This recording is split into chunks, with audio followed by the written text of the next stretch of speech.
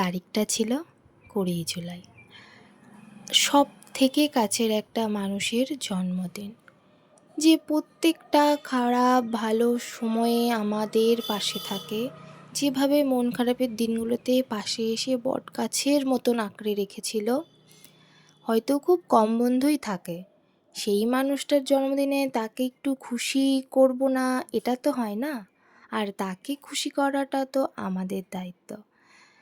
তার ঠোঁটের কোণায় মিষ্টি হাসিটা দেখার জন্যই তো এত আয়োজন। খুব সামান্য কিছু হয়তো আয়োজন করেছিলাম, তবে তুই যে খুশি এটাতেই আমাদের আনন্দ।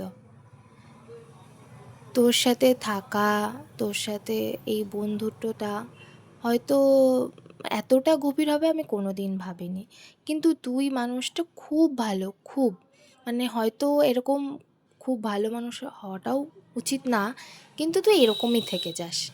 মারিস, বকিস, ভুল করলে ভুলগুলোকে শোধরানোর জন্য যেভাবে আমাকে বোঝাস, খারাপ সময়ের কথা তো ছেড়েই দিলাম, মানে খুব কম মানুষ তো ওভাবে থাকে আমার পাশে, না?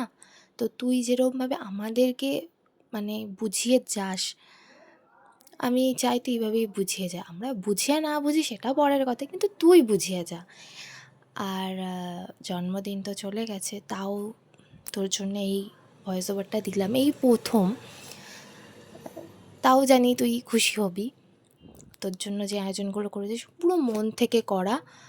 আর এই যে তোর জন্য ছোট্ট ছোট্ট গিফট, ছোট্ট ছোট্ট আয়োজন, এই যে তুই কত খুশি, এরকম খুশি যেন তোকে প্রত্যেকটা সময় আমরা করে যেতে পারি, এরকম খুশিই যেন তোকে সারা জীবন রাখতে পারি। আর ঝগড়া ঝামেলা অশান্তি হতেই থাকবে, তারপরেও আমি জানি তুই আর পাপিয়া থেকে যাবি, থাকতে তো তোদের হবেই, সেটা নিয়ে আলাদা করে কিছু বলার নেই। অনেক ভালোবাসা, অনেক ভালো থাক, আমার সাথে থাক, এইটুকুই।